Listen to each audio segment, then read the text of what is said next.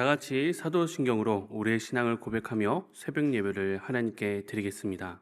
전능하사 천지를 만드신 하나님 아버지를 내가 믿사오며 그 외아들 우리 주 예수 그리스도를 믿사오니 이는 성령으로 잉태하사 동정녀 마리에게 나시고 본디오 빌라도에게 고난을 받으사 십자가에 못 박혀 죽으시고 장사한 지 사흘 만에 죽은 자 가운데서 다시 살아나시며 하늘에 오르사 전능하신 하나님 우편에 앉아 계시다가 저리로서 산자와 죽은 자를 심판하러 오시리라.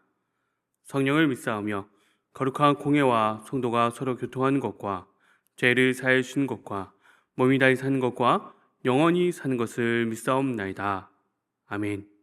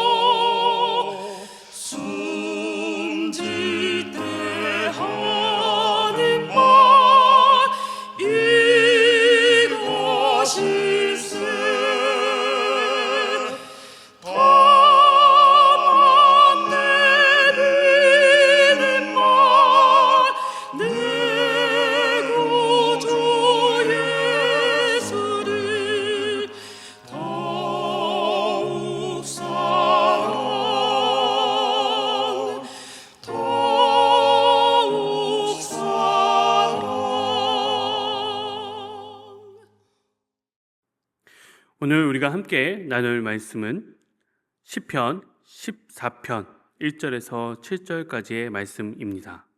어리석은 자는 그의 마음에 이르기를 하나님이 없다 하는도다.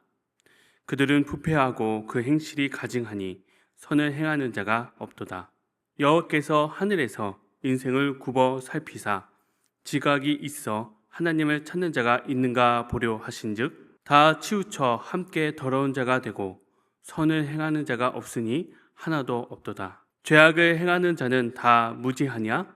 그들이 떡 먹듯이 내 백성을 먹으면서 여호와를 부르지 아니하는도다. 그러나 거기서 그들은 두려워하고 두려워하였으니 하나님의 의인의 세대에 계심이로다. 너희가 가난한 자의 계획을 부끄럽게 하나 오직 여호와는 그의 피난처가 되시도다. 이스라엘의 구원이 시온에서 나오기를 원하도다.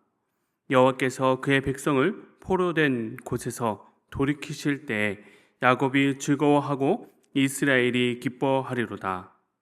아멘. 우리의 진정 소원이 주님을 배웠고 주님과 함께 동행하며 우리 구주 예수님을 더욱 사랑하는 삶이 되게 인도하여 주옵소서. 우리가 늘 하나님과 동행하는 삶이 되게 하시고 우리의 삶 가운데 예수 그리스도의 흔적이 남아 이 땅 구석구석 우리들의 삶의 영역 속에서 예수 그리스도의 사랑이 넘쳐나는 삶이 될 수 있도록 주여 인도하여 주옵소서.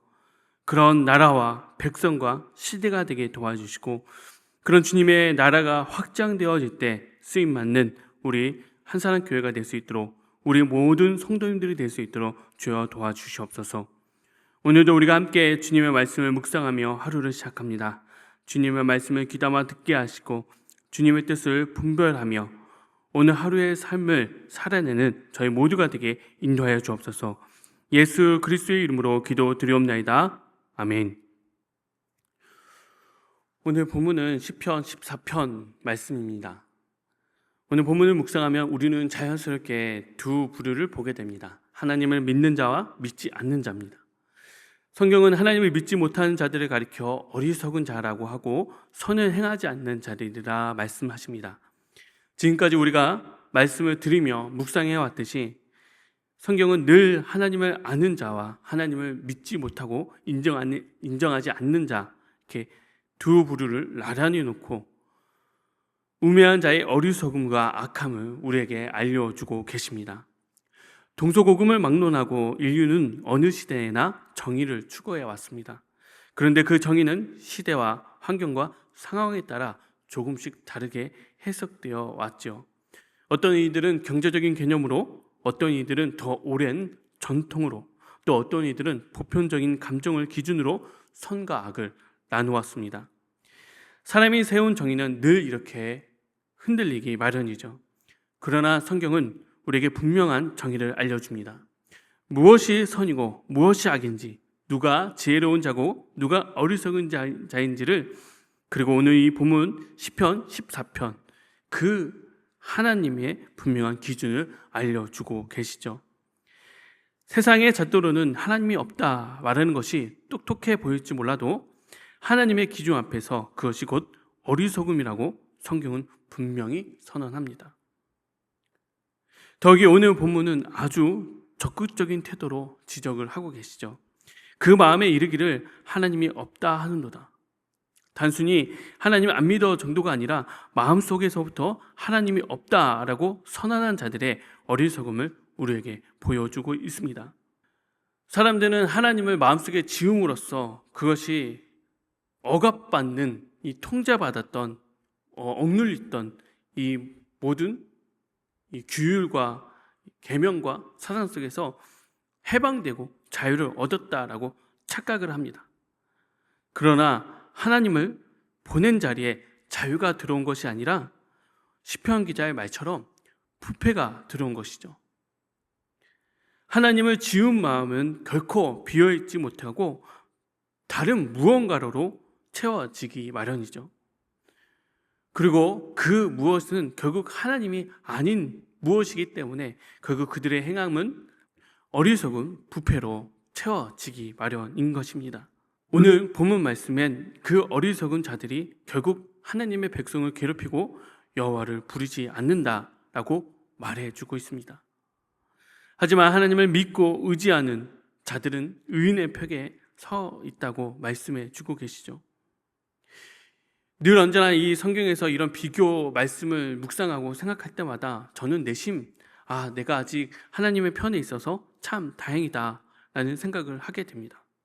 나는 어리석은 자의 편에 서지 않고 하나님 편에 서서 하나님의 위로를 받고 있다라는 생각을 하죠.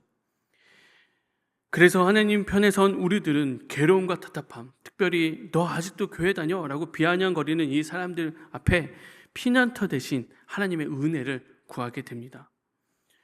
그러면서 참 은혜를 받죠. 참 맞는 말씀입니다. 그런데 이 은혜 가운데 우리도 반드시 자각해야 될 것이 있습니다. 내가 하나님 편에 서 있다는 것은, 내가 어리석은 자에 서지 않고 있다는 것은 내가 똑똑해서가 아니라는 사실입니다.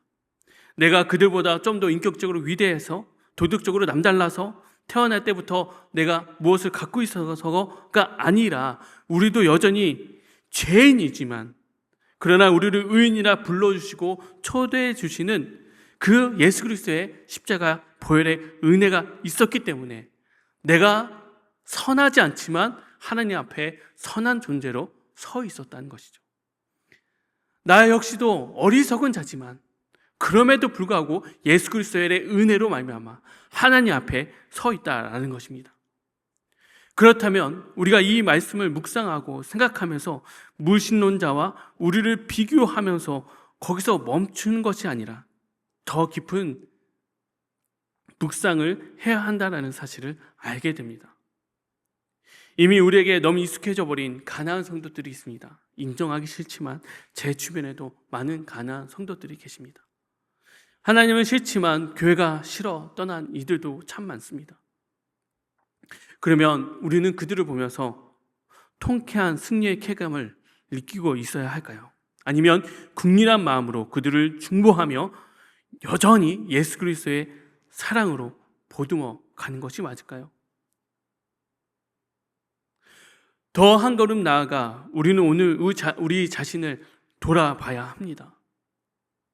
오늘 이렇게 새벽에 나와 주님을 예배하고 또 이렇게 동영상으로 또 이 예배를 참여하는 우리 성도님들이 계신 줄 압니다. 이렇게 예배를 드리며 하나님을 찾고 있는 우리지만 정작 교회 밖 세상에 나가 우리가 진짜 신앙이 드러나야 할 그 삶의 현장 속에서 여전히 말씀으로 살아가고 있는 것이지요. 마음으로는 하나님이 계신 줄 알면서도 마음으로는 그래 이때가 분명히 우리의 신앙이 우리의 말씀이 드러나야 할 때야 라는 것을 알면서도 당장 내 눈앞에 있는 이익을 위해 당장 내 눈 앞에 있는 이 문제를 해결하기 위해 좀 마음이 급하면 어쩔 수 없죠. 일이 급하면 그거 이해해 주세요. 그렇게 하나님과 타협하고 있는 것은 아닌지요. 이렇게 우리 자신을 돌아보고 알게 되면 또 마음이 참 무거워집니다. 최근에 참 저는 제 삶을 많이 돌아보고 있습니다. 분명 의도는 그렇지 않으나 내가 하는 행동으로 인해서 또 누군가는 상처받게 되고 또 누군가는 마음이 불편하게 되고 늘 언제나 십자가 앞에서 내 자신을 바라본다 하지만 제 언어를 통해 제 행동을 통해 혹시 누군가가 실망하고 있는 것은 아닌가? 저는 저희 아내와 참 어렸을 때부터 알게 된 사이이기 때문에 가끔 제가 기억하는 또 어떤 교회 행사나 모습들, 특별히 제가 기억하고 있는 제 모습이나 또 외부인이 기억하는 제 모습을 이렇게 알 수 있어서 종종 물어봅니다. 제가 어렸을 때 교회에서 어떤 모습이었는지, 어떤 행동을 했었는지, 어렸을 때의 제 모습을 기억하길 바라면서 그때 저의 장점이 무엇인가라는 것을 아내한테 물어봤습니다. 근데 아내가 어렸을 때 당신의 모습 속엔 그렇게 장점이 보이지 않았다라고 이야기를 하더라고요. 몇 번이고 이제 기회 있을 때 말씀드렸지만 전 어렸을 때 정말 보수적인 신앙 속에서 율법적인 신앙을 해왔습니다. 그것이 옳은 줄 알았고 그런 행동을 하는 저의 모습이 잘났습니다. 그렇기 때문에 저의 언어와 행동 속에 모든 것이 다 결과로서 제가 받는 당연한 혜택으로 여겼었기 때문에 그 어리석음으로 인해서 많은 사람들을 상처를 주고 많은 사람들의 마음을 불편하게 했던 것을 압니다. 이런 내 자신을 맞닥뜨리는 것은 참 마음이 힘듭니다. 알면서도 또 그런 평가를 받으면 참 부끄럽고 마음이 무거워집니다. 이렇게 우리 자신을 돌아보면 마음이 참 무겁습니다. 그러나 오늘 본문은 결코 우리를 정죄하려고 있는 것이 아닙니다. 도리어 우리를 보살피시고 안아주시는 하나님의 사랑이 느껴지는 말씀입니다. 2절에 보면 여호와께서 하늘에서 인생을 굽어 살피사 지각이 있어 하나님을 찾는 자가 있는가 보시려 한즉이라 말씀하십니다. 하나님은 지금도 우리를 하늘에서 한 사람 한 사람 굽어 살피고 계신 것입니다. 그 시선은 우리를 감시하는 것이 아니라 당신을 찾는 이가 어디 있는지 애타게 찾으시는 아버지의 눈인 것입니다. 5절 말씀에 그러나 거기서 그들이 크게 두려워하였으니 하나님이 의인의 시대에 계심이로다. 하나님이 없다라고 큰 소리를 쳤던 그들이 도리어 그곳에서 크게 두려워 떨고 있습니다. 왜? 하나님이 의인의 세대와 함께 계시기 때문입니다. 없다던 하나님이 실은 당신의 백성 가운데 계신 것을 스스로 인정하는 것이죠.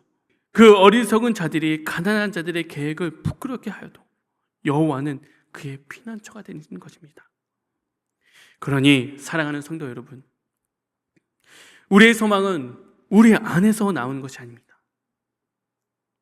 시온에서 이스라엘의 구원이 나오기를 원하는도다. 하나님의 구원의 은혜는 우리 안에서, 우리의 결심에서, 우리의 실력에서 나오는 것이 아닙니다. 나의 인격에서, 나의 믿음의 분량에서 나오는 것이 아니라 시온에서, 곧 하나님으로부터. 우리가 의인된 것이 우리의 실력이 아닌 것처럼 우리를 끝까지 붙드시고 우리를 인도하시고 우리의 피난처가 되는 것은 전적인 하나님의 은혜고, 그 은혜를 오늘도 우리에게 부어주고 계신 것입니다. 여전히 세상은 우리에게 왜 아직도 교회 다녀? 라고 비아냥거리는지 몰라도, 여전히 사탄은 우리의 연약함을 침소하며 니까 거지 감히 하나님께 은혜를 구해? 네 믿음을 봐, 네 신앙생활을 봐. 오늘도 넘어지고 무너지는 삶일지 몰라도, 그러나 그런 자들이 도리어 떨며 이야기합니다. 하나님은 오늘도 살아계셔서 당신의 백성과 함께한다. 하나님은 오늘도 살아계셔서 하나님을 찾는 당신의 백성과 함께한다. 우리가 잘나서가 아니라, 우리가 오늘 신앙생활을 열심히 해서가 아니라, 우리가 매일 이 교회 생활에 충성을 다해서가 아니라 하나님을 찾는 백성에게, 하나님은 오늘도 하늘에서 인생을 굽어 살피시며 물으십니다. 하나님을 찾는 자가 어디 있느냐? 인생을 굽어 살피시는 그 하나님께서 이 질문을 하실 때, 주여 우리를 도우소서, 제가 주님을 찾습니다, 손들어 대답할 수 있는 저와 여러분들이 되었으면 좋겠습니다. 주기도문 하시겠습니다. 하늘에 계신 우리 아버지여, 이름이 거룩히 여김을 받으시오며 나라가 임하시오며 뜻이 하늘에서 이루어진 것 같이 땅에서도 이루어지이다. 오늘 우리에게 일용할 양식을 주시옵고, 우리가 우리에게 죄 지은 자를 사하여 준 것 같이 우리의 죄를 사하여 주시옵고, 우리를 시험에 들게 하지 마시옵고 다만 악에서 구하시옵소서. 나라와 권세와 영광이 아버지께 영원히 있사옵나이다. 아멘.